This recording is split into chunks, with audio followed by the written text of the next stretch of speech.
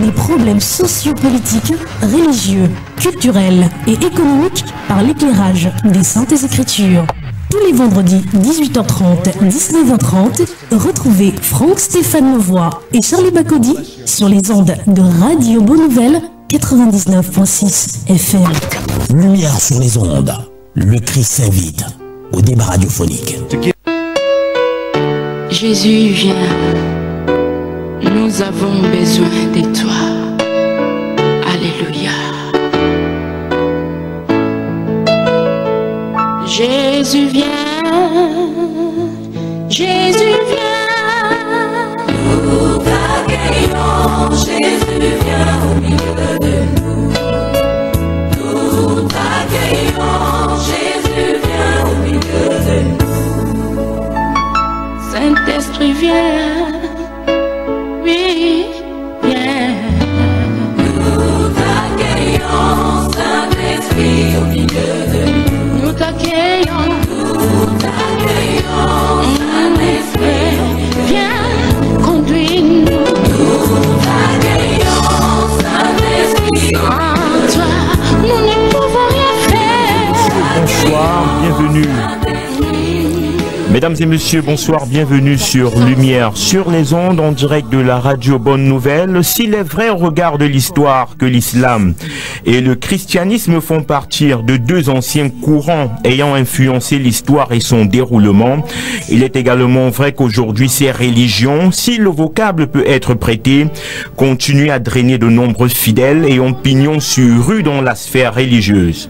On les a souvent vus se rapprocher, catholiques, protestants et musulmans, pour singer la fraternité et l'œcuménisme, mais les derniers faits et événements dont font l'objet notre société tend à discréditer ces courants. Boko Haram qui sévit et voudrait repenser une nouvelle doctrine musulmane, le pentecôtisme qui gagne du terrain avec un nouveau courant dit extrémiste, le catholicisme et le protestantisme qui n'arrêtent pas de se dissoudre pour laisser naissance à de nouvelles doctrines et nouveaux courants, tout ce méli-mélo a constitué des écarts entre ces religions qui avaient pensé de se rapprocher à travers le concept œcuménique.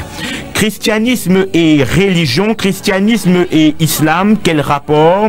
Ce sera le talk show de ce soir. Pasteurs, évangélistes et imams vont s'étendre sur la question et apporter la lumière. Ce soir dans Lumière sur les ondes, édition de ce vendredi 2 septembre 2015. Mesdames et messieurs, une fois de plus, bienvenue, que le Seigneur vous bénisse. Nous entrons de plein pied avec cette belle chanson. On prie partout, nous vous laissons déguster et découvrir.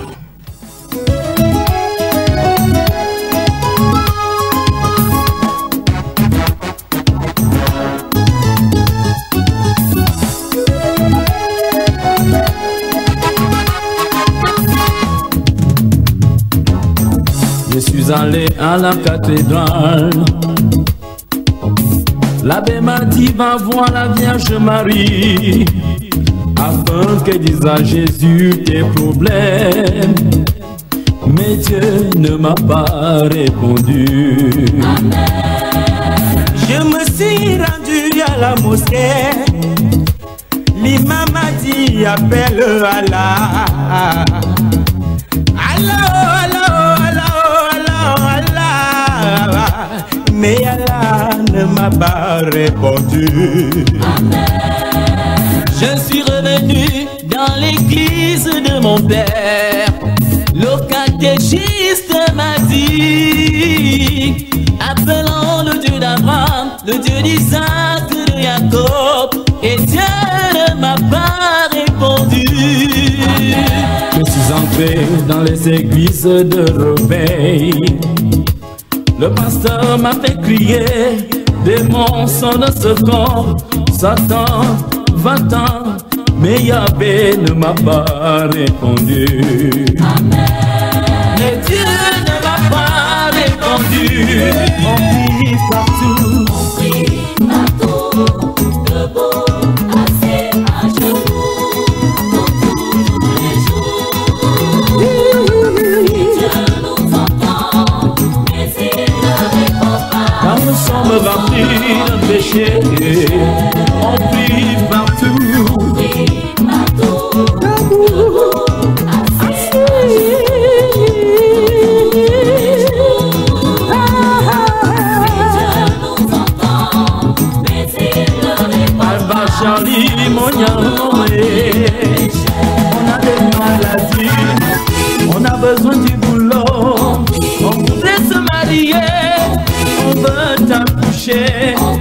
femme est possédée, mais Dieu nous entend. Mais il ne répond pas, car nous sommes remplis de péché. Je veux le visage, avec des bougies, le chapelet. On fait des jeûnes tous les jours. On boit de l'eau bénite, de l'huile bénite et du sel béni. Et Dieu nous entend. Oh, oh, oh, yeah, yeah. Ah.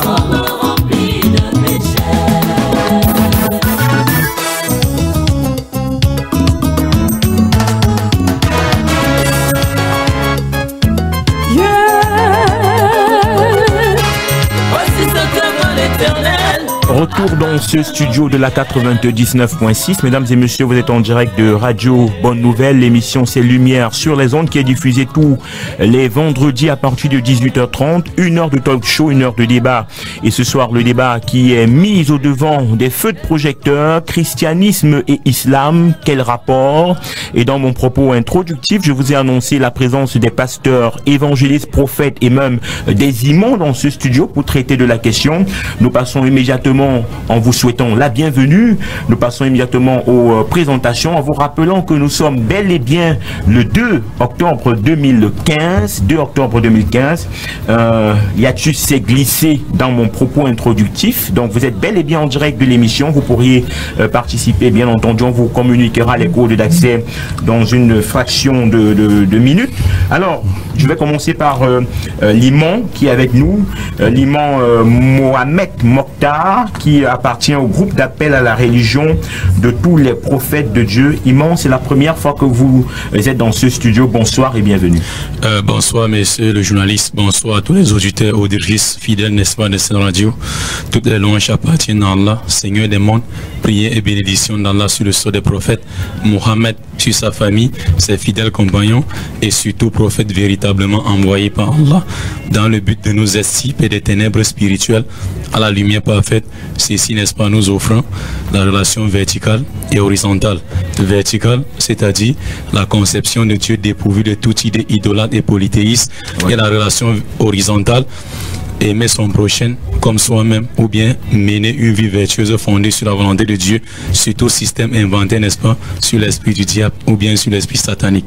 Bonsoir à tout le monde. Merci Imam, avec ce propos introductif qui en dit long de votre, je vais dire, de votre participation à votre débat.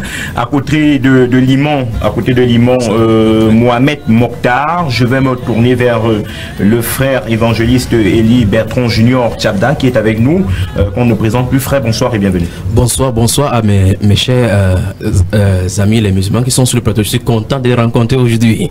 Ok, vous êtes content de rencontrer vos chers amis qui sont sur le plateau. Okay, effectivement. Alors à côté de vous, frère Élie Bertrand, on a également un ami, Mohamed Faisal, qui appartient également au groupe d'appel à la religion de tous les prophètes de Dieu, qui est venu accompagner l'imam Mohamed Mokhtar. Bonsoir. Un Mohamed qui en cache un autre. Tout à fait. Un Mohamed qui en cache un autre. Assalamu alaikum wa rahmatullahi wa barakatuh. Ça c'est la salutation fraternelle pour tous les frères musulmans ou chrétiens. Et nous aussi, nous sommes très contents d'être dans vos studios aujourd'hui. Bonsoir à tous les panels. Bonsoir aux éditeurs, aux éditrices. Ok. Alors, et le dernier invité, le pasteur Georges Guillaume Medjo, qui est aussi avec nous ce soir pour discuter de ce thème, christianisme et islam. Quel est le rapport qui existe aujourd'hui? Pasteur Georges Guillaume Medjo, bonsoir et bienvenue une fois de plus. Bonsoir Franck Stéphane, bonsoir à tous les auditeurs, auditrices de la radio Bonne Nouvelle, bonsoir aux copanélistes, imams et tous ceux qui nous écoutent en ce moment. Merci bien. Alors nous entrons de plein pied. L'actualité oblige, l'actualité vraiment oblige. On a eu cette information de 21 morts et des dizaines de blessés parmi les pèlerins camerounais dont la bousculade c'était du côté de la Mecque. C'est une bousculade qui a fait près de 717 morts avec 805 blessés. Elle a eu lieu à la rue 204 qui est l'une des artères principales reliant Mina à Djamara. C'était lors de la cérémonie de lapidation symbolique de Satan, un rituel qui consiste à jeter des pierres sur une grande stèle représentant Satan. C'est alors qu'une marée humaine quittant l'une des stèles a rencontré une foule venant en sens inverse. L'Aïd El Kébir. C'est une pratique qui rassemble régulièrement des milliers de fidèles musulmans. Cette année, près de 2 millions de personnes ont pris part à ce rituel, au nombre desquels près de 4500 pèlerins camerounais, donc où 21 Camerounais ont laissé leur vie au cours de cette je vais dire de ce grand rassemblement. Je pense que chrétiens ou pas chrétiens, musulmans ou pas musulmans, on doit quand même compatir parce que c'est près de 717 personnes qui ont laissé leur vie. Donc nous compatissons avec la communauté musulmane, à toutes ces différentes personnes qui sont tombées sur le chaos de cette grande bousculade. Mais on va peut-être revenir pour questionner un peu la question, puisque c'est l'actualité. On va commencer par là. Je vais me tourner vers Liman. Comment vous avez accueilli cette nouvelle? Alhamdulillah, toutes les louanges appartiennent à Allah. J'avais voulu, n'est-ce pas, que cette question revienne, n'est-ce pas, peut-être après la définition de l'islam. Ouais. Puisque si on ne connaît pas l'islam, on doit se faire des illusions et on doit dire n'importe quoi. Bon, allons-y rapidement alors, très rapidement. Si Alhamdulillah, même comme j'essaie, n'est-ce pas, de contourner la règle du débat, ce n'est pas grave. Donc ici, l'islam est tiré d'un attribut de Dieu qu'on appelle salam, ou shalom en hébreu, qui signifie paix. C'est-à-dire paix sur le plan vertical et paix sur le plan horizontal. Paix sur le plan vertical, c'est-à-dire entre créature et créateur. Et cette paix se caractérise par la reconnaissance, l'attestation d'un Dieu unique, dépourvu de toute idée idolâtre et polythéiste. Reconnaître, attester l'unicité absolue de Dieu dans sa seigneurie, dans sa suprématie, dans ses attributs et dans son adoration. Ça, c'est, n'est-ce pas, la relation verticale, également la relation horizontale. Mener une vie fondée sur la volonté de Dieu, exprimée dans tous les livres sacrés de Dieu, à travers les messagers de Dieu. Ici, là, c'est-à-dire en reconnaissant ou bien en aimant notre prochain comme nous-mêmes, comme a demandé, n'est-ce pas, les prophètes et aussi les livres. Donc voilà la définition de l'islam. Et ici, au sens large de la définition, en d'autres termes, c'est la soumission, obéissance totale à la volonté d'un Dieu unique. Et c'est la religion prêchée par l'ensemble de tous les messagers de Dieu, parce qu'il n'y a eu jamais plusieurs religions provenant de Dieu. Il n'y a qu'une seule voie que Allah a tracée à toute l'humanité et qui a connu plusieurs dispensations dans l'espace et, n'est-ce pas, dans le temps. Donc ici, pour savoir que l'islam, pour finir, pour sortir, pour savoir que l'islam est la religion de Dieu, il n'y a que deux questions. Première question, quel était le but de la création de l'être humain? Et également, la deuxième question, quel était le but de l'envoi de tous les messages de Dieu? Dieu dit dans son chapitre 51 du Coran, verset 56, je n'ai créé les hommes et les esprits invisibles que pour m'adorer. Ok. Alors, on revient à l'ail de El Kébir. Comment avez-vous accueilli la nouvelle? On parle de 21 Camerounais qui sont morts, qui étaient allés, si je veux dire, se joindre à toute la communauté musulmane pour exercer, ou alors pour cette pratique qui rassemble généralement des milliers de fidèles musulmans. Alhamdulillah, ça entre seulement dans le destin qui fait partie des 6 piliers de la foi islamique. Ça entre dans le destin puisque ici, les Saoudiens, ils ont pris, n'est-ce pas, du temps à élargir, n'est-ce pas, l'enceinte de la Mecque qui pouvait acquérir même 6 millions, n'est-ce pas, de pèlerins. Alors qu'ils n'atteignent même pas 6 millions. Si, n'est-ce pas, ils n'atteignent pas 6 millions et l'espace pouvait, n'est-ce pas, acquérir 6 millions, c'est parce que il y a eu un petit jeu d'un peu de désordre. Pourquoi? Parce qu'il y a les portes où on entre, on ne ressort pas par là. Et maintenant, les frères n'ont pas respecté, n'est-ce pas, cet ordre et il y a eu choc. Donc on dit seulement Inna lillahi wa inna ilayhi raji'un. Nous appartenons à Allah et vers Allah nous allons revenir. Pour dire que c'est la volonté de Dieu. Alors, évangéliste Élie Bertrand Tchapda Junior, on rappelle quand même que ce n'est pas la première fois. Cette tragédie quand même survient 2 semaines après l'effondrement d'une grue. C'était le 11 septembre dernier à la grande mosquée de la Mecque, faisant également 107 morts. Ce sont quand même ça parle quand même, ça parle. Alors, vous avez accueilli déjà la nouvelle? Absolument. Il faut compatir. Lorsqu'il y a des pertes en vie humaine, il faut toujours compatir, quel qu'en soit le cas. Il faut être vraiment inhumain pour ne pas compatir au décès. Mais le véritable problème, c'est que l'approche, nous sommes de l'extérieur de l'islam, de la religion dite de l'islam. L'approche que nous avons n'est pas l'approche que les personnes perçoivent, parce que comme ils sont redéfinis, et puis dans la religion, c'est perçu comme un sacrifice, c'est un sacrifice suprême, parce qu'en réalité, cette étape de la lapidation, c'est l'étape final lors des pèlerinages. Oui. Et comme vous le signalez dans votre introduction, vous voyez effectivement que cette décès, on peut considérer qu'une semaine ou bien les jours plus tôt, la grue, c'était un accident. Ici, les organisateurs ont accusé le fait que les pèlerins n'ont pas respecté les consignes données. C'est donc voilà la cause qui a appelé ça, parce qu'il faut aussi rappeler aux gens que la multitude qui s'y réunit, il y a de la chaleur. C'est pour ça qu'autour des stèles, vous voyez effectivement des organisateurs pulvérisent de temps en temps de l'eau pour rafraîchir les gens. Donc en réalité, les gens sont allés en sens inverse et ils sont amassés dessus. Mais jusque là, ça ne répond pas à la question, au questionnement, parce que depuis 1990, les 7 accidents qui sont passés, particulièrement en Arabie Saoudite par rapport à cela, 6 sont passés à l'étape des sacrifices. Comme vous savez, dans cette étape de sacrifice, il s'agit du sacrifice de la lapidation de Satan. Dans le Coran, on parle dans la sourate Mariama, on parle Marie, je cite le Coran sous le regard des imams. Donc si j'ai tort, ils vont dire que j'ai tort. Dans la sourate Mariama, Marie parle qu'on dit sœur d'Aaron, tu as fait une chose monstrueuse. Elle cite dans cette sourate à partir du verset 27 et suivant, et elle dit que je me refuge auprès de Allah contre Satan le lapidé. Donc je parle de l'expression Satan le lapidé. Donc vous voyez effectivement que la stèle qui est organisée là-bas pour le lapider, c'est une problématique. Il faut que mes amis musulmans et moi on essaie d'examiner à partir du Coran si oui ou non la stèle a sa place, puisque il parle de la religion de l'islam comme étant une religion hors de l'idolâtrie. On se pose donc la question, on va poser même la question, si Dieu le permet, sur la Kaaba, le pèlerinage particulièrement à la Mecque. Je sais que la Mecque dans le Coran, il est parlé que de la maison de Dieu où on doit rendre visite. Donc je parle de la stèle qui est faite parce que c'est le symbole, d'après la définition de la stèle, du symbole de Satan représenté pour lapider Satan.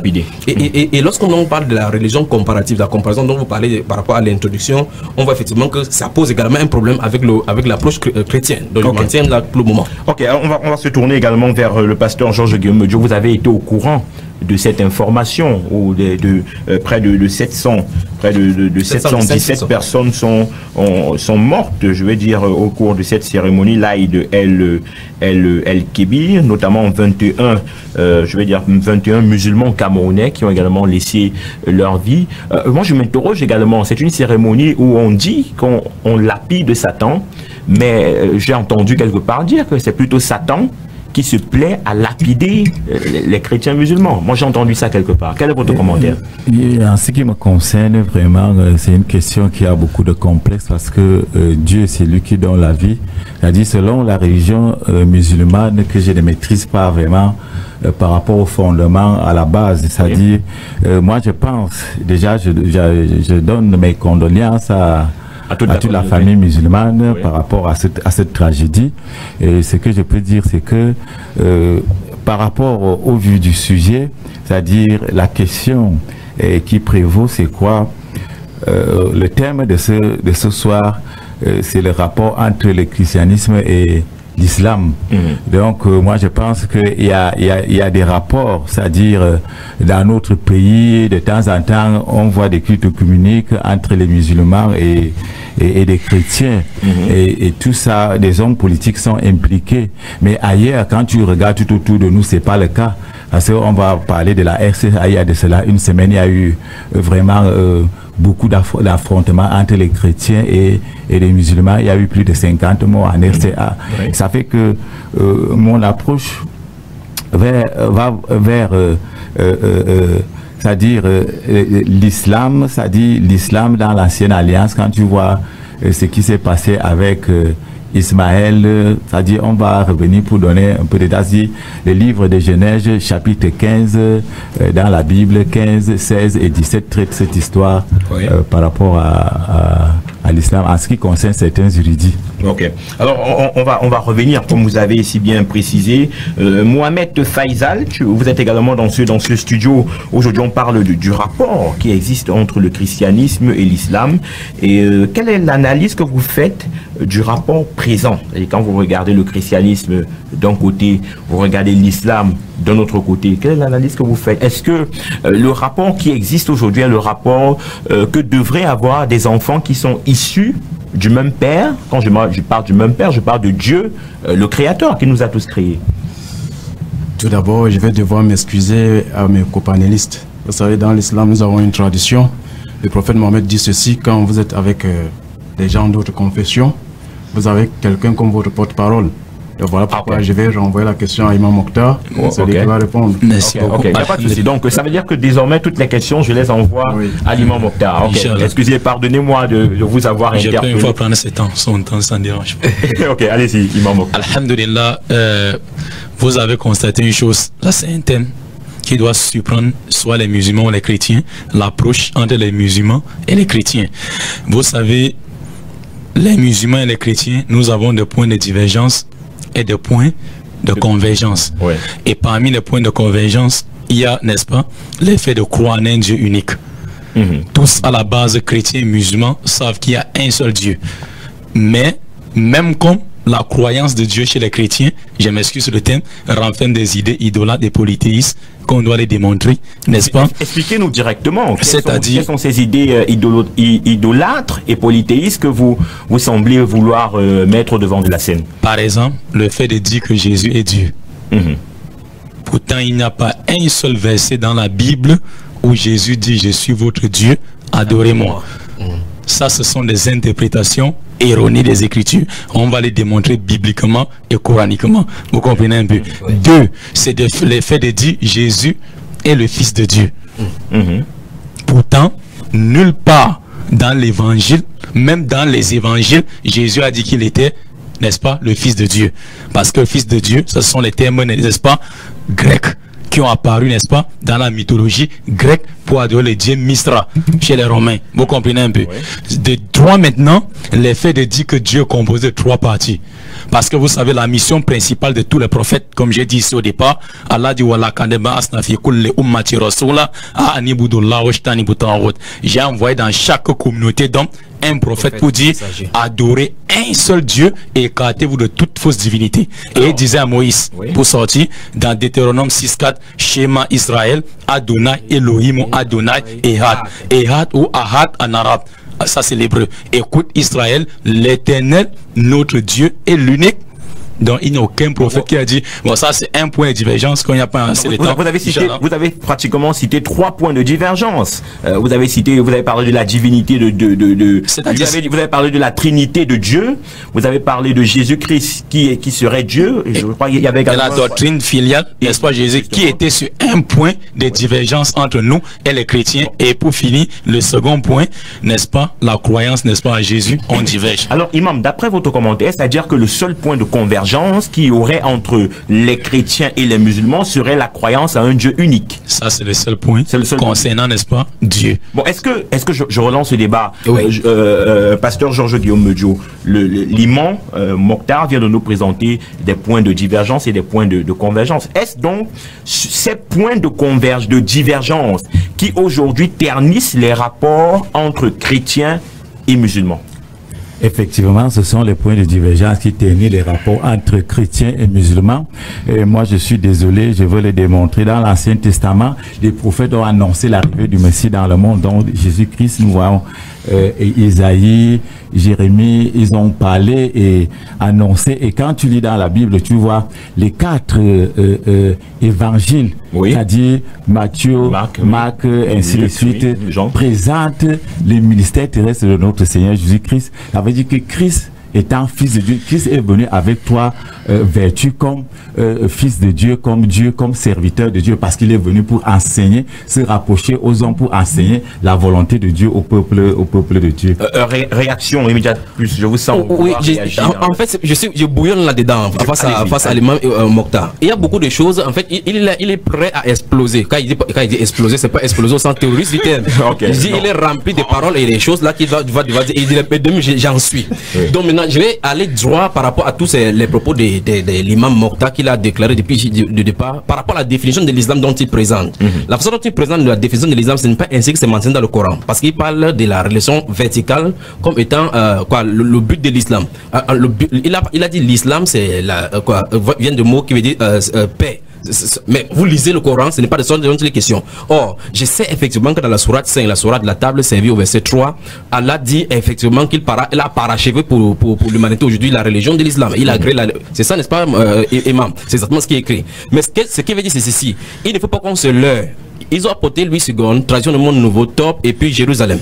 effectivement, il y a des choses, des sous-bassements par rapport à ces choses-ci. Il va falloir qu'eux, ils nous disent d'abord si ces écritures-là sont inspirées de Dieu, parce qu'il y a beaucoup de choses qui vont se tourner autour. Puisqu'ils vont aller dans la Bible, ils vont prendre bientôt les versets, et quand on va prendre un verset, ils vont nous dire que ceci a été truqué. Il faut que ce soit clair, parce que je les connais entièrement. Maintenant, ce qui veut dire, c'est ceci, pour sortir par rapport au rapport entre l'islam et l'islam, il y a des points. Je vais dire, comparer l'islam à quoi, aux chrétiens, c'est comparer l'aigle, vous savez, l'aigle qui vole à de l'avion, parce qu'on nous a dit dans le code premier que l'avion c'est l'appareil volant imitant l'oiseau naturel. Alors qui est l'avion et qui est l'aigle?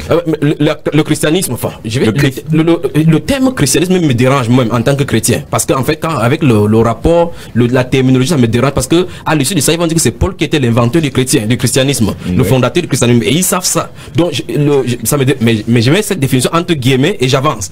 Donc, si sur ce rapport, le christianisme serait l'aigle et l'avion, ce sera l'islam.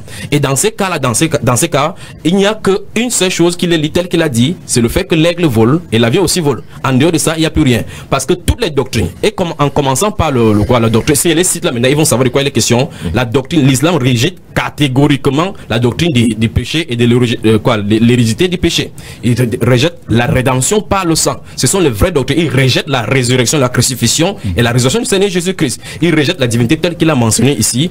Dans le point commun qu'il y a entre la religion musulmane et nous, effectivement, c'est le fait effectivement de dire qu'il y a une seule divinité. C'est pour cela que lorsque désormais je vais citer ici, je vais citer Allah avec le terminologie. C'est-à-dire, je ne vais pas dire Dieu pour que ça crée à confusion. Je vais citer Allah pour que ça soit le Dieu coranique. Et lorsque je vais citer Dieu, je citerai tel que c'est écrit dans la Bible. Puis, quand je vais parler de Jésus, je vais parler de Jésus de la Bible. Et puis, je vais citer Issa du Coran. J'en sors là. Ok. Alors, vous êtes en direct de l'émission Lumière sur les ondes. Vous pouvez participer en nous envoyant des SMS au 699 49 37 90. 699 49 37 90. Ou alors par appel, le 243 07 56 32. 243 07 56 32. Le thème de ce soir, christianisme et islam. Quel rapport? Et nous sommes bien en train d'essayer de comprendre quels sont les rapports qui pourrait avoir entre le christianisme et l'islam. Et après votre intervention imam, et après l'intervention du frère Élie Bertrand Tchabda, nous comprenons que le christianisme et l'islam ne peuvent pas cheminer ensemble. Ça c'est clair, c'est inconciliable. N'ayant déjà pas la même doctrine, mais l'imam a quand même voulu nous faire comprendre qu'il y avait une similitude au niveau de la croyance au même Dieu. Alhamdulillah, c'est ce que je venais de dire ici, parce que on n'a pas beaucoup de temps. Nous avons dit les musulmans et les chrétiens sont tous unanimes pour dire que Dieu est un. Mais là où il y a un problème, on dit la croyance, n'est-ce pas, en Dieu chez les chrétiens renferme des idées idolâtres de polythéisme. Et j'ai, n'est-ce pas, souligné ça. Et au second point, les musulmans et les chrétiens sont unanimes pour dire que Jésus est vrai. Par rapport aux juifs qui rejettent carrément Jésus-Christ. Vous comprenez? C'est un parti des juifs, c'est un parti. Oui, c'est un parti des juifs. C'est-à-dire parce qu'il y a un parti des juifs qui a reconnu les juifs messianistes. Merci beaucoup. Donc ici, je revenais pour dire ceci. Moi, je vais m'intéresser plus à la divergence entre les musulmans et les chrétiens. Voilà. Soyons comme les juifs de Béré, dont il est question dans Actes des Apôtres, chapitre 17, verset 11. Amen. La Bible parlant de ces juifs disait, ils vérifiaient seulement les Écritures pour voir si ce qu'on leur disait était vrai ou faux. Amen. Si c'était vrai, ils acceptaient. Si c'était faux, ils rejetaient pas les Écritures. Oui. Parce que l'être humain étant fini, peut pas décider ce qui est bien pour lui. Et pour Allah, lui qui est infini. Vous comprenez un peu? Oui. J'ai dit ici, il n'y a aucun verset dans l'évangile ou les évangiles, même dans les prophéties de l'Ancien Testament, qui présente Jésus comme Dieu. Jamais. Et Paul n'a jamais, même comme Paul a dénaturé les enseignements de Jésus-Christ, qu'on va n'est-ce pas démontrer. Vous avez vu effectivement de quoi il est question. S'il vous plaît, monsieur Junior, calmons-nous et respectons-nous. Vous comprenez un peu? Non, c'est l'explosion qui vient là. Donc, même comme Paul, quand bien même Paul a dénaturé les enseignements du Christ, mais il a quand même gardé cela que Jésus-Christ n'était qu'un envoyé de Dieu, selon, je prends quelques passages au hasard, 1 Corinthiens chapitre 11 verset 3, Paul dit, je veux cependant que vous sachiez que l'homme est le chef de la femme, Christ est le chef de l'homme et Dieu le chef du Christ. Vous comprenez un peu. Dans des passages bibliques, Jésus-Christ lui-même a dit que lui et le Père font un. Il a également précisé, toujours dans les Saintes Écritures, que celui qui l'a vu a forcément vu le Père. Donc, ce sont des versets quand même qui viennent un peu en contradiction avec votre... Vous voyez que ici, les propos de Jésus sont déplacés dans des contextes pour en faire des prétextes. Ici, c'est Jean chapitre 10, verset 30. Ce que vous venez de citer, il dit, moi et le Père, nous sommes un. Mais le passage ne commence pas par là. Ce que les frères ne comprennent pas, c'est quoi? Jean d'abord n'a jamais écrit son évangile pour présenter Jésus-Christ comme Dieu. La preuve, c'est quoi? Jean chapitre 20, verset 30 à 31. La conclusion. Jean dit quoi? Toutes ces choses vous ont été écrites pour vous montrer que Jésus est le Christ. Et qu'en croyant qu'il est le Christ, vous aurez la vie éternelle. Et Christ ne veut pas dire Dieu. Christ, c'est un terme hébreu qui veut dire Mashiach, ou bien en araméen le Melech à Mashiach. Vous comprenez un peu? C'est-à-dire c'est lui qui reçoit l'onction. C'était un titre qui était donné au roi de Jérusalem. Vous comprenez un peu? Et ça a pris une connotation spirituelle après la déportation de Babylone. Ici, Christ ne veut pas dire Dieu. Et pour savoir que Christ ne veut pas dire Dieu, ici, je vais sortir par là parce que il y a beaucoup de choses à dire, mon frère. Jean chapitre 17, verset 3. Il dit la vie éternelle consiste pour eux. C'est le Christ qui parle. À te connaître, toi, le seul véritable Dieu. Dieu, Jésus dit de Dieu qu'il est le seul véritable Dieu et c'est lui que tu as envoyé, Jésus-Christ. Et Jésus et le Christ sont les envoyés de Dieu. Je relance le pasteur Georges Guillaume. À la fin de vos propos, c'est Jésus-Christ qui parle. Il dit que celui qui a le Fils a la vie éternelle et que celui qui n'a pas le Fils aujourd'hui ne peut bénéficier de la vie éternelle. S'il faudrait comprendre, on comprendra que celui qui porte, je veux dire, l'entité de Jésus-Christ en lui a désormais la vie éternelle. Les musulmans qui ne sont pas dans ce courant, est-ce à dire que cette frange est vouée à la non-vie éternelle ou alors à la mort, tout simplement? Puisqu'ils ne confessent pas Jésus-Christ. Non. Vous ne confessez pas Jésus-Christ. Non, il y a tout un chapitre à sa mère Marie, tout un chapitre au père de sa mère, Ali Imran ou Joachim, un grand prêtre de Jérusalem. Et plus de 69 versets dans le Coran parlent de Jésus-Christ, alors que le nom de Mohamed n'atteint pas 5 fois. Je suis d'accord, mais je demande, est-ce que vous confessez Jésus-Christ comme votre Seigneur et comme votre Sauveur? Puisque lui-même a dit dans Jean 14, 24, qu'il n'aime pas, ne garde point mes paroles. Et il n'y a aucune parole qui est sortie de sa bouche. Je suis de répondre. Je veux une réponse fermé, oui, non. Non, je crois qu'il faut le laisser développer sa pensée avant de... Voilà, c'est le pasteur qui a compris. Donc ici, Jésus dit quoi? Jean 14, 24, qui m'aime pas ne garde point mes paroles. Si nous aimons Jésus, on va garder sa parole enseignée, c'est qu'il a enseigné. Et nul pays n'a dit qu'il était, il est Dieu. Comment moi aujourd'hui je vais dire qu'il est Dieu pour aller en enfer? Voilà. Ok. Alors, pasteur, j'ai posé cette question. C'est visible, il ne confesse pas. Cette gens ne confesse pas Jésus-Christ. Est-ce qu'elle peut hériter le royaume de Dieu? Il ne confesse pas Jésus-Christ. Moi, j'ai dit tout à l'heure que je rejette en tant que serviteur de Dieu, je crois au christianisme qui est selon la divinité de notre Seigneur Jésus-Christ. Quand tu lis Jean 14 au verset 13, Christ déclare que tout ce que vous demanderez en mon nom, je le ferai afin que le Père soit glorifié dans le Fils. Ça veut dire que le Fils de Dieu, Jésus-Christ, est venu dans le monde pour sauver l'humanité tout entière, comme Fils de Dieu, comme Dieu. C'est-à-dire, on va trouver les versets tout à l'heure comme Dieu. C'est-à-dire, Jésus-Christ a, comme je l'ai dit, trois vertus, comme il est venu pour proclamer, se rapprocher des hommes, à proclamant l'évangile. Il est venu avec la divinité, c'est-à-dire la Sainte Trinité, c'est-à-dire c'est la deuxième personne de la Sainte Trinité. Et le Saint-Esprit, quand tu vois même dans Jean 14, il fait la promesse aux disciples, c'est-à-dire par rapport à son esprit. Et l'Esprit de Dieu continue donc la mission que Christ a commencé dans les Saintes Écritures. Donc, en ce qui concerne le christianisme.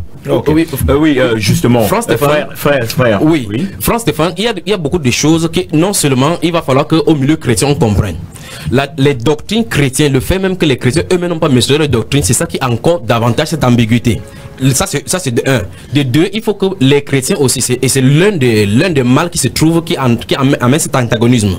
Des gens se mettent dans le débat sans au préalable pris conscience de ce que le Coran enseigne. Quel est les fondements musulmans, ce sur quoi ils croient. C'est pour cela que si quelqu'un n'est pas entré là-dedans, il ne peut pas entrer pour parler, sinon il y aura des ambiguïtés. Par exemple, mon frère qui est devant moi parle maintenant de l'esprit que Jésus est censé venir donner pour ses disciples. La terminologie musulmane par rapport à l'esprit de Dieu, l'Esprit Saint, n'est pas la même chose. Ça se pose que sur ce seul thème, ça aurait encore une autre émission. Donc la façon dont nous approchons, à chaque fois maintenant, il va y avoir toujours des débats. Puisque le Coran considère le Saint-Esprit comme étant le Gabriel qui vient sous la forme humaine parfaite à Marie pour annoncer la naissance d'un fils. Donc ça veut dire que les terminologies, quand nous disons chaque fois, il faut qu'on fasse attention. La terminologie paix également, il y a beaucoup de choses à développer. Alors je vous relance sur une question qui a suscité un peu le débat. On parle de Jésus-Christ qui est la personne centrale des chrétiens. Je veux dire que c'est la pierre angulaire telle que nous recommandent les Saintes Écritures. C'est la pierre on a quand même cette frange de musulmans, ce courant qui ne place pas Jésus-Christ à la place où les chrétiens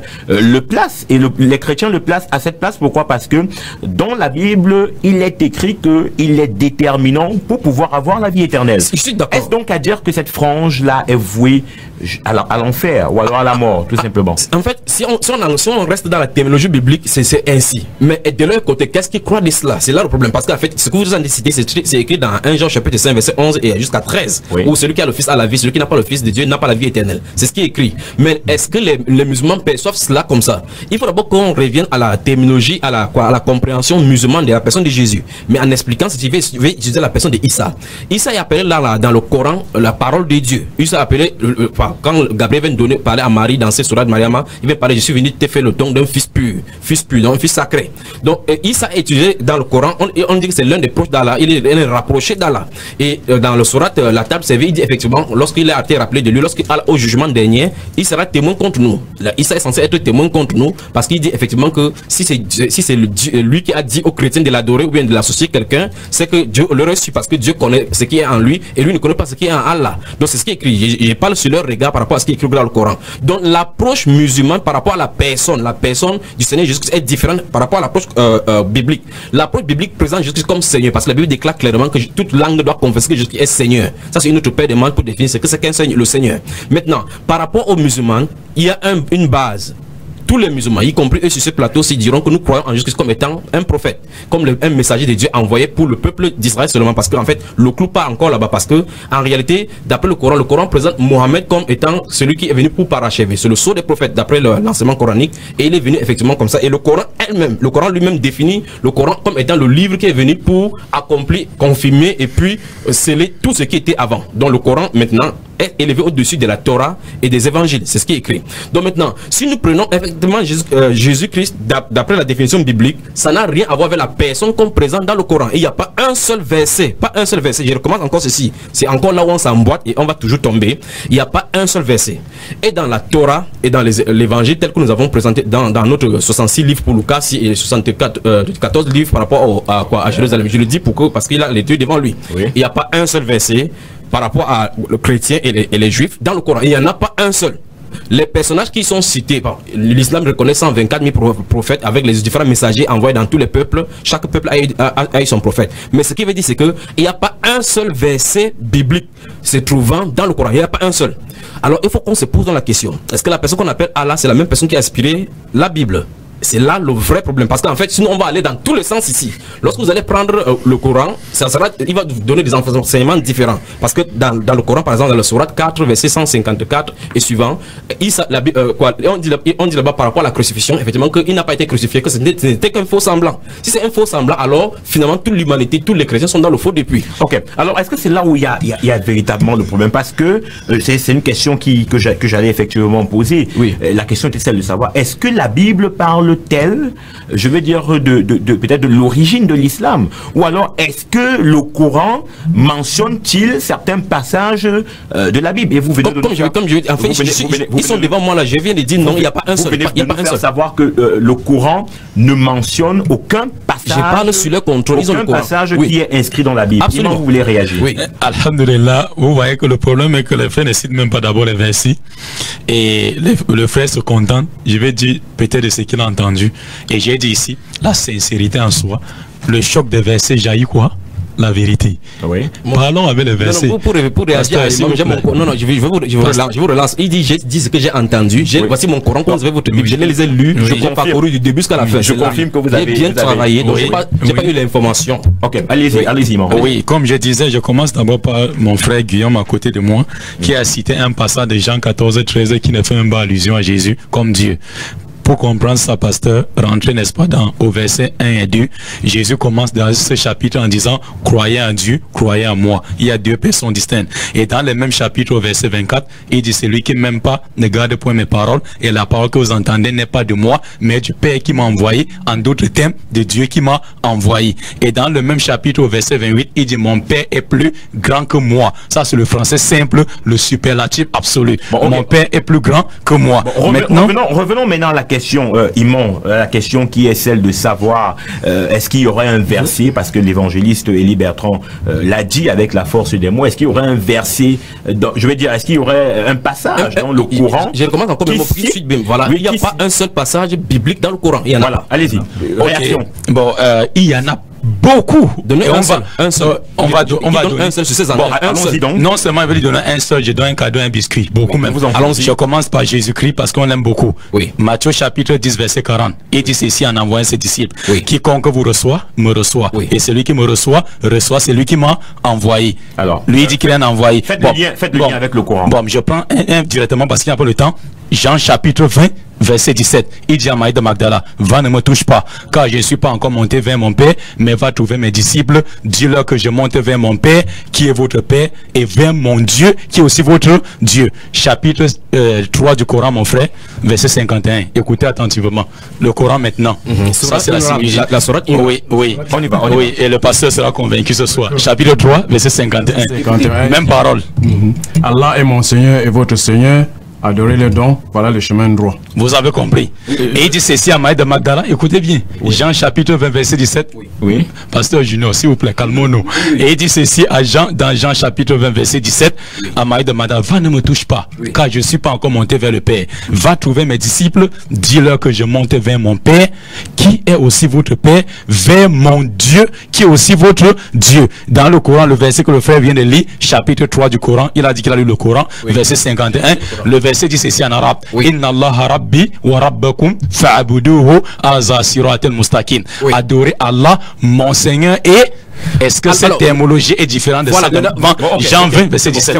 Maintenant, vous voyez effectivement, c'est fourberie qui va se trouver entre l'islam et le Coran. Permettez-moi vraiment de parler. Je vous en remarquez très bien que dans le Coran, c'est une sorte de nécessité qu'ils attribuent à Jésus. Ils parlent au pluriel. Et maintenant, voici, nous retrouvons ici Jean chapitre 20 où le Seigneur Jésus est ressuscité. Vous voyez effectivement, dans cette terminologie musulmane, on va toujours avoir ces ambiguïtés. Nous citons à l'antipode de la résurrection du Seigneur Jésus-Christ. Sous réserve donc que celui qui est devant moi accepte la résurrection de Jésus-Christ, parce que à moins s'il rejette la résurrection, il ne peut pas citer ces passages. Parce que la Bible raconte là la résurrection où est la première fois que cette personne s'est rencontrée le Seigneur Jésus. Oui. Et le Seigneur Jésus, quand il parlait à une seule personne, il a dit, va dire à mes disciples, je monte vers mon Père et votre Père. Oui, effectivement. Et dans le Coran, c'est dit, je monte votre Dieu, adorez-le. Donc ici, dans le contexte coranique, il a dit parler à tous ses disciples. Dans le livre des gens, ça n'a rien à voir avec le passage biblique. Je dis bien, il n'y a pas un seul passage biblique dans le Coran qui se trouve dans la Bible. Il n'y a pas un seul passage. Vous allez effectivement même au niveau du libellé. Du libellé, ça n'a rien à voir. Ça n'a rien à voir. Les personnages de la Bible, vous ne trouvez pas la même histoire. Je prends un exemple simple, je prends deux exemples dans le Coran par rapport à la Bible, vous comprenez l'importance de ces choses-ci. Vous allez prendre l'histoire coranique par rapport au pharaon qui a résisté à Moïse. Vous allez voir effectivement là-bas qu'il s'est soumis, il est devenu musulman lorsque les Juifs ont traversé. Vous allez prendre par exemple l'histoire de Noé, toujours dans la sourate Aoud, ou bien dans la sourate 10, la sourate Jonas. Vous allez voir effectivement que Noé a perdu un de ses fils dans le déluge. Et il ne peut pas dire le contraire. Et la Bible dit effectivement que tous ces trois fils, Japheth, Sem et Cam, ont été sauvés. Ils étaient 8 dans l'âge. Donc il y a beaucoup d'ambiguïtés. Il y en a plein comme ça. Et curieusement, c'est là je vais chuter pour laisser la place. Oui. Le Coran est ferme. Le Coran est ferme et dit clairement qu'il est venu confirmer. Ça, c'est un langage que je ne peux pas comprendre. Et il n'y a pas un seul verset coranique qui confirme un seul passage de la Bible, mais plutôt contredit tous les enseignements coraniques. Ok, alors vous vouliez réagir, mais prenons d'abord ce SMS qui va peut-être conforter votre réaction, pasteur Georges Guillaume. Jésus-Christ est Dieu, car la Bible dit qu'au commencement était la parole, et la parole était Dieu. Et la parole a été faite chair et est venue habiter parmi les hommes. Cela signifie simplement que Dieu, la parole, est devenu chair pour habiter parmi nous au travers de son fils Jésus-Christ, signé Charlie Bakoudi. Donc peut-être une réaction. On donne d'abord la parole au pasteur. En ce qui me concerne, peut-être je veux aussi essayer de sonder les écritures musulmanes pour avoir une idée. Parce que là, moi, je parle en tant que chrétien et je crois que Jésus-Christ, ça dit fermement que Jésus-Christ est Dieu. C'est comme l'imam était en train de le dire. Ça dit quand tu vois la Trinité et la divinité de notre Seigneur Jésus-Christ, ça dit divinité est égale à son Père, et qui est l'Éternel des armées, qu'il a envoyé.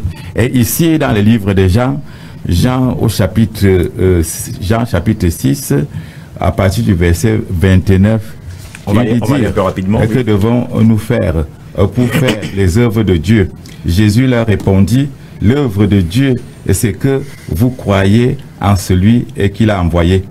Et quel miracle faisons-nous donc? Si on relit même tout le chapitre, Jésus fait comprendre aux pharisiens, aux scribes, qu'il est le pain descendu du ciel. Ça veut dire que si tu le manges, tu as la vie éternelle. C'est-à-dire, nous, en tant que chrétiens, nous croyons à cet aliment. Non, mais pasteur Guillaume, avec toutes ces présentations, ça ne présente pas la divinité de Jésus tel qu'ils le veulent. C'est pour ça que, quel qu'en soit ce que vous allez expliquer, c'est pas dans la croyance que vous avez fait, maman. Oui, c'est ça. Oui, c'est ce que j'ai dit. Je l'ai dit tantôt que peut-être je vais commencer à étudier le Coran pour avoir, c'est-à-dire des. Alors, autre réaction par SMS, le frère, je vous donne la parole, mais en lisant cette intervention, le frère réagit encore. Il réagit en disant l'imam veut des passages bibliques. Donnons-lui Jean 14, 10, 11. Le Père et le Fils se font qu'un. Je suis dans le Père et le Père est en moi. Donc Charlie Bakoudi qui réagit. Alhamdulillah, on va n'est-ce pas éclairer Charlie. Je voulais d'abord donner un cadeau, n'est-ce pas, au pasteur Junior. Merci beaucoup. Parce qu'il a dit ici, que dans Jean chapitre 20 verset 17, Jésus s'adressait rien qu'à Marie de Magdala. Je lui donne notre cadeau. Marc chapitre 12 verset 28 à 34. La Bible dit, un scribe sachant que Jésus avait bien répondu aux Sadducéens, s'approcha de lui pour l'éprouver et lui dit, quel est le premier de tous les commandements? Jésus répond, la loi de Moïse dans Deutéronome 6.4, Schéma Israël. Adonai Elohim, Adonai Ehad. Écoute l'Israël, l'éternel nôtre, l'adjectif possessif, moi et vous, et l'unique éternel. Il s'adressait à qui maintenant? Avant de répondre, il a tiré l'attention de la foule.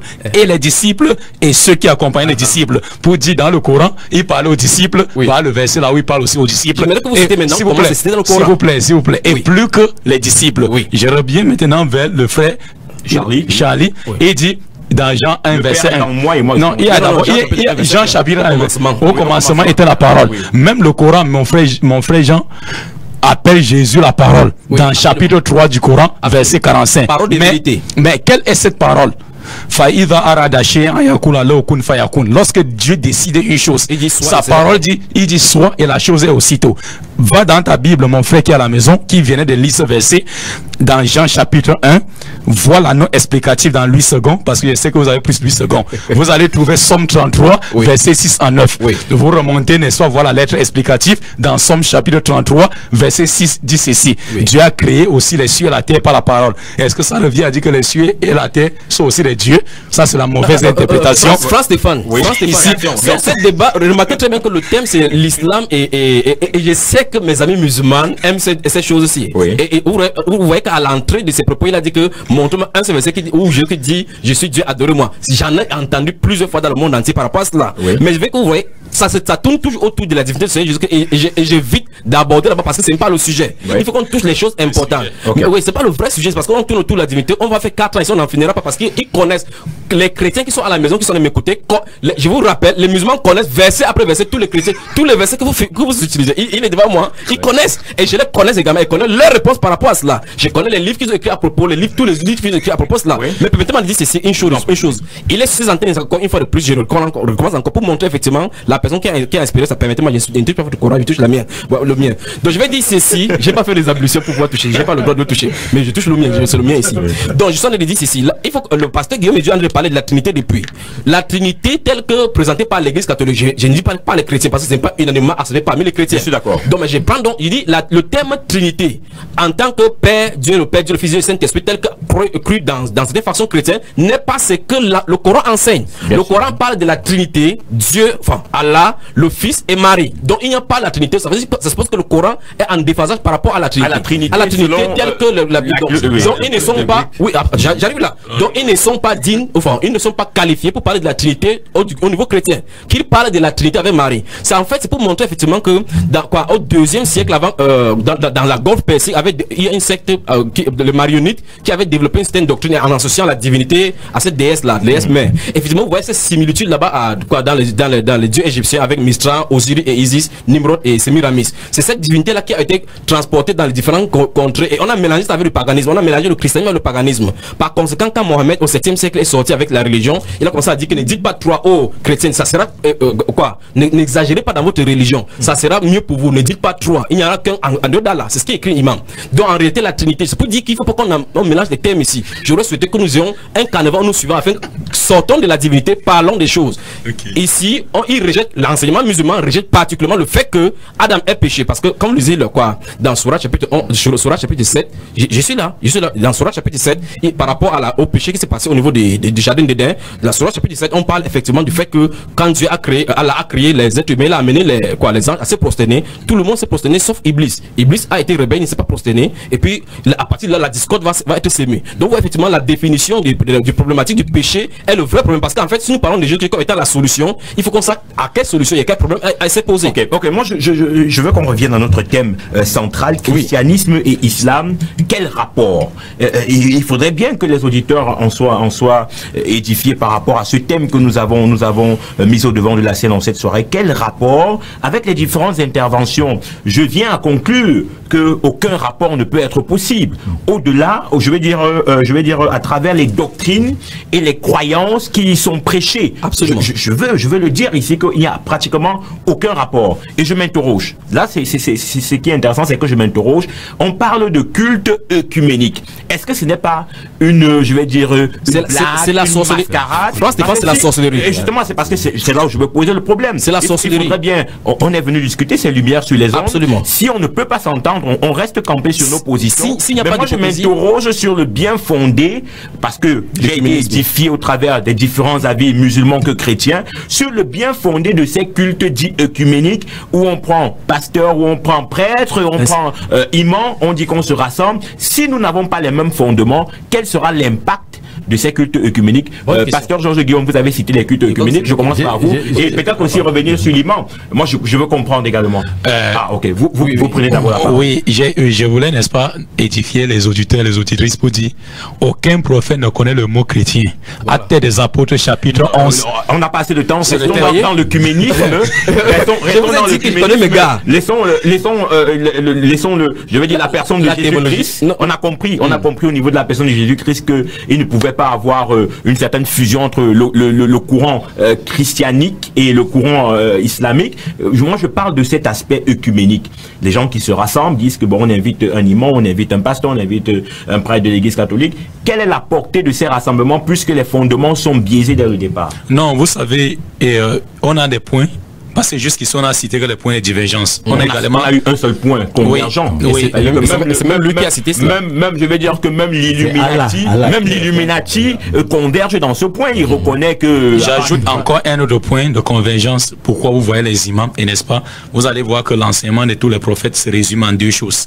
La reconnaissance, l'attestation d'un seul Dieu unique, dépourvu de toute idée idolâtre de polythéisme. Et en second, aimer ton prochain, aimer pour les gens ce que tu aimes, parce que dis même que aime ton prochain comme toi-même, l'expression est même fausse selon le français. Il faut aimer pour les gens ce que tu aimes pour toi-même. Avec ma petite connaissance, je crois que les prophètes dénoncent également le péché. Pourtant, ils ont également pour mission de dénoncer le péché. Donc ça n'entre pas totalement dans ce que vous avez cité. Mais moi, je veux rester. Expliquez-moi, Iman, l'impact de ces rassemblements œcuméniques. C'est ce que je veux, n'est-ce pas, expliquer. Oui. Reconnaître que Dieu est unique et aimer son prochain comme soi, mais il n'y a pas de plus grand commandement que ces deux. Alors vous estimez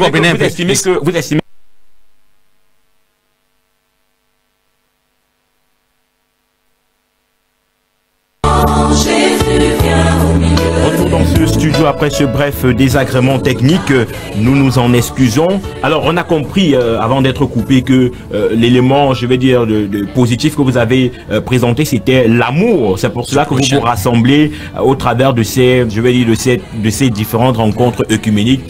Pasteur Georges Guillaume, l'imam parle d'amour, mais réellement, est-ce que c'est pas un amour de façade qui est brandi? Quand on sait aujourd'hui les différents écarts, on parle de Boko Haram qui sort un peu de l'islam, on parle également des écarts au niveau des chrétiens. Est-ce qu'on peut parler d'amour? Effectivement, on ne peut pas déjà parler d'amour. Ce que je veux noter ici en ce qui concerne l'islam, c'est par rapport, j'ai noté un seul point de convergence par rapport à un Dieu unique. C'est un point général. C'est un point général. Oui. Et quand tu vois ce qui se passe avec le culte œcuménique, c'est politisé. Ça veut dire que les hommes politiques entrent là-dedans pour préserver leurs intérêts par rapport au peuple, aux populations. Parce que c'est ça la vérité. Donc ça n'a pratiquement rien de divin. Oui, de divin. Oui. Donc c'est ça le problème. Donc, en ce qui concerne le christianisme, notre maître Jésus-Christ, qui est la pierre angulaire, c'est-à-dire enseigne la tolérance, c'est-à-dire par rapport à l'amour. Ça veut dire que moi, en tant que chrétien, je peux manifester la miséricorde de Dieu pour présenter, éviter certaines situations, c'est-à-dire au sein de la société, dans mon entourage. Oui. Donc je pense, pour moi, que vraiment ces cultes œcuméniques n'ont rien à voir avec la divinité. Alors, frère. Oui, je crois que les gens ne comprennent même pas en fait l'enseignement de l'islam. L'enseignement de l'islam est expansif. C'est-à-dire que l'enseignement de l'islam, il faut qu'on comprenne que Dieu, Allah dit dans le Coran qu'il agrée la religion de l'islam. C'est pour ça que quand il parlait par rapport au mot chrétien, par rapport tout à l'heure, il voulait dire par exemple que si vous allez voir effectivement, Dieu ne connaît pas les chrétiens, mais Dieu a spécifiquement dit dans le Coran que l'islam est sa religion. Et il a dit clairement dans le Coran que à moi ma religion, à moi votre religion. Oui. Et le Coran dit clairement, il a dit dans le Coran, dans la table servie toujours au chapitre 5, il a dit que s'il avait voulu que tous les peuples croient, il devait croire que c'est à lui qu'il a fait comme ça pour que certains sont le croyant et d'autres n'en sont pas. L'approche de connaître ces dieux-là, quand bien il a parlé de la connaissance de Dieu, la Bible déclare que vous croyez qu'il y a un seul Dieu, les démons le croient et ils tremblent. Et parce que en fait, l'apôtre Jacques veut dire ici que il ne s'agit pas seulement de croire en un seul Dieu. Donc croire en un seul Dieu, comme il a dit que chaque messager à chaque époque est venu pour prêcher l'unicité de Dieu de l'islam. C'est pour ça qu'il y a des conférences, des débatteurs dans le monde entier qui essaient d'établir pour montrer effectivement que la seule et unique religion de Dieu que Dieu a agréée, c'est l'islam. Ils peuvent prendre cela, prendre Moïse et autres, tous les autres prophètes et montrer effectivement que c'est ça qu'ils ont prêché parce que c'est le fondamental. Tous les autres doctrines écoulent de là. Mais il ne s'agit pas de connaître cela parce que connaître ça c'est une chose, pratiquer c'est une autre chose et les autres doctrines c'est une autre chose. Ouais. Donc il ne s'agit pas seulement par rapport à cela. Dans le communisme maintenant, s'il y a une réunion des sorciers vraiment réunis dans toutes les religions, c'est en est là. Ouais. Parce qu'en réalité, comment se fait qu'un bouddhiste va s'asseoir, un bouddhiste qui est un animiste va s'asseoir en train de parler avec et là voici les musulmans qui sont devant nous. La doctrine musulmane n'est pas compatible avec la réincarnation. Les bouddhistes l'enseignent, mais ils vont s'asseoir sur une chaise, chacun va venir à ce trône là, à ce public là pour invoquer son Dieu. Pourquoi? Parce que j'ai souvent vu à la télé le prêtre catholique qui commence avec son homélie, après oui. On passe le témoin aliment qui continue et puis je m'interroge. Le Coran dans la sourate chapitre 5 le verset 116 dit clairement qu'on ne doit pas associer, c'est là où on sait effectivement c'est Marie, Dieu, Allah et l'autre fils là-bas. Quand le catholique va faire comme ça là, le catholique ne voudra jamais laisser Marie parce que enlever Marie à l'église catholique c'est enlever effectivement tout ce qui n'est pas c'est la fondation même de leur religion là-bas. Qu'est-ce qu'il veut dire? Il veut dire que si on a ces réunions œcuméniques là sans regarder les points parce que en fait les propos de pape Jean-Paul II et Benoît XVI en dit long que dans chaque religion regardons ce qui est bien avançant. Mais la Bible elle dit dans Amos chapitre 3 que deux personnes peuvent-elles marcher ensemble sans en être accordées. Voilà. Tant qu'il n'y a pas d'accord, on ne peut pas avancer ensemble. Parce qu'en fait, ce n'est pas possible.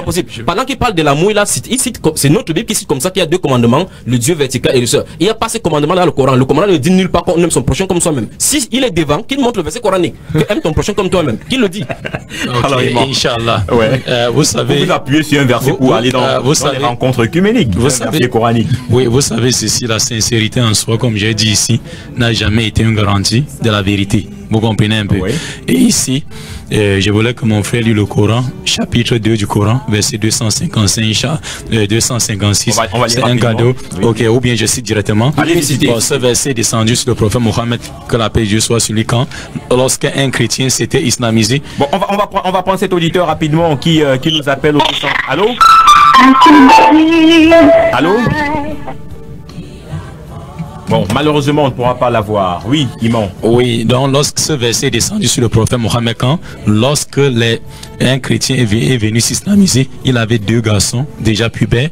Il a demandé est-ce que je peux les obliger à devenir musulmans. Allah a descendu ce verset en disant La ikra fi din. Pas de contrainte dans la religion. Vous comprenez un peu? Car le bon chemin s'est distingué du faux. Vous comprenez un peu? Donc ici, la valeur de l'islam est haute. La valeur morale de l'islam est haute, n'est-ce pas, vis-à-vis du prochain. Pourquoi? Parce que Dieu a créé l'être humain avec le libre arbitre. Ça, c'est son droit que Dieu a donné d'adorer son idole ou adorer son Jésus. Ils sont libres. Mais Allah dit, avait rapprochez-vous d'eux. Et maintenant, lorsqu'il faut parler avec eux, ou comme vous voyez sur ce plateau, Dieu dit avec douceur, chapitre 16 du Coran, verset 125, appelle vers le sentier de ton Seigneur, c'est-à-dire les gens du livre, les chrétiens, les juifs, et discute avec la meilleure des façons. Vous comprenez un peu? Car Allah c'est le plus, celui qui est guidé, le plus égaré. Vous comprenez un peu? Et ici maintenant, il demandait un verset que je vais lui donner maintenant. Il dit, là où le Coran dit, il faut aimer ton prochain comme toi-même. Premièrement, le frère pasteur est victime de la partialité des Écritures. Pour comprendre l'islam, il faut apprendre d'abord le vocabulaire arabe, la grammaire arabe, parce qu'il ne veut pas citer un verset en arabe. Voilà. Ça, c'est un autre. Écoutez, s'il vous plaît, laissez-moi finir. S'il vous plaît, laissez-moi finir. Il ne veut pas citer un verset en arabe, parce que le Coran n'est pas lu comme la Bible. La Bible, dans son texte original, a disparu. Jésus parlait l'hébreu. Aujourd'hui, attendez, Jésus parlait l'hébreu. Vous ne pouvez pas démentir cela. Attendez, je vais sortir par là. Vous semblez plus vous expliquer en ce qui concerne la Bible que le Coran. Non, je veux dire ceci, le seul texte qui garde son originalité, n'est-ce pas? Parce qu'il y a une différence de traduction et version. Et qui n'a pas été ici, la seule version, le seul livre qui n'a jamais été modifié au niveau de sa version, c'est le Coran. Le même Coran en arabe qui est lu ici au Cameroun, c'est le même en Arabie Saoudite. Donc ici le Coran ne s'explique pas et ne se lit pas comme la Bible. Lorsque Allah descend le Coran, je veux finir par là. Il y a ce que le prophète explique. Chaque verset expliqué par le prophète, ce qu'on appelle la sunna ou les hadiths. Et c'est dans les hadiths que le prophète dit ceci, ahib balinas matuhib. Le Coran vous interdit d'aller dans hors du Coran, parce que le Coran dit clairement qu'elle est claire explicite pour ceux qui sont à la guide. C'est ce qui est écrit, pas vrai, imam? Alors, nous allons si c'est la parole d'Allah, va aller dire, parce que ce sont les dits de Mohammed que vous en cité. Nous sommes entre deux livres ici. Lisez chapitre 16 dans vous de Coran. Merci. Verset 44. Imam, merci. Frère, Surah 10, verset 37 dit clairement ici, Allah pose la question à Mohamed, est-ce à toi de contraindre les gens à croire? Si j'avais voulu qu'ils croient, je l'aurais fait croire. Situé dans son contexte historique. Alors, merci infiniment pour vos différentes réactions. On aura compris. Pasteur Georges Guillaume, merci également. Donc l'heure se termine là. Le temps pratiquement nous fait signe qu'on devrait peut-être un dernier tour. C'est possible, tonton Théo? Non, c'est terminé, voilà. Et il nous fait comprendre que c'est terminé. Christianisme et islam, quel rapport? On aura au sorti de cette émission compris qu'il ne peut pas avoir, je vais dire, un véritable rapport, si ce n'est au travers de ces cultes œcuméniques que nous avons compris ici, que ce sont des cultes vraiment... C'est le rayon des malédictions. Pratiquement le théâtre qui est fait, absolument. Puisque les doctrines s'opposent complètement, elles sont pratiquement divergentes. Donc, ça ne veut pas dire qu'on ne pourrait pas se saluer à la fin de cette émission. Absolument. Alors, donc, nous saluons. Pourquoi on va se saluer? Au revoir, non, ça existe. Au revoir, et ça existe toujours. Georges Guillaume. En espérant que ce ne sont pas des salutations de façade également. Non, pas ça. Mesdames et messieurs, merci d'avoir écouté cette émission. Nous nous retrouvons vendredi prochain pour le programme. Demeurez sous le couvert de l'encens divin.